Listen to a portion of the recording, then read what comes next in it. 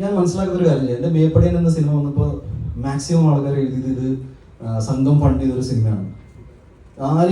നിങ്ങൾക്ക് ആർക്കെങ്കിലും അറിയാം ആ പടം എൻ്റെ വീട് പണയം വെച്ചിട്ടാണ് ഞാനത് ചെയ്തത്. ഇത് ഞാൻ ഒരിക്കലും പറയാത്തതെന്ന് വെച്ചാൽ സാധാരണ എന്നെ ഗൺ പോയിന്റിൽ വെച്ചിട്ടല്ല ആരും ഇവിടെ സിനിമ എടുക്കാൻ പറയുന്നത്. എൻ്റെ ആഗ്രഹമാണ്. ഞാൻ എൻ്റെ അച്ഛനോട് അമ്മോട് ചോദിച്ചു, ഞാൻ വീട് പണയം വെച്ചോട്ടെ, വെച്ചോളൂ എന്ന് പറഞ്ഞു.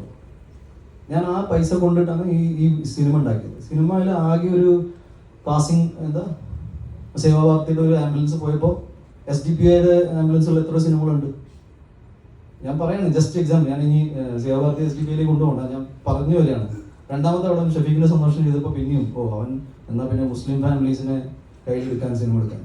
മാളികപ്പുറം ചെയ്യുമ്പോൾ നിങ്ങൾ പറയുന്നത് അതിലുള്ളത് മാളികപ്പുറം അഗ്രസീവ് പ്രൊമോഷൻ, പിന്നെ ഹിന്ദുത്വ അജണ്ട, പിന്നെ ജയഗണേഷ് വന്നപ്പോൾ പ്രൊപ്പഗൻഡ സിനിമ, പിന്നെ മാർക്ക് വന്നപ്പോൾ കേരളത്തിൽ ഏറ്റവും കൂടുതൽ വയലൻസ് മാർക്ക് കണ്ടതിന് ശേഷം. അതിന് മുന്നേ ഒന്നും ഉണ്ടായിട്ടില്ല ഇവിടെ.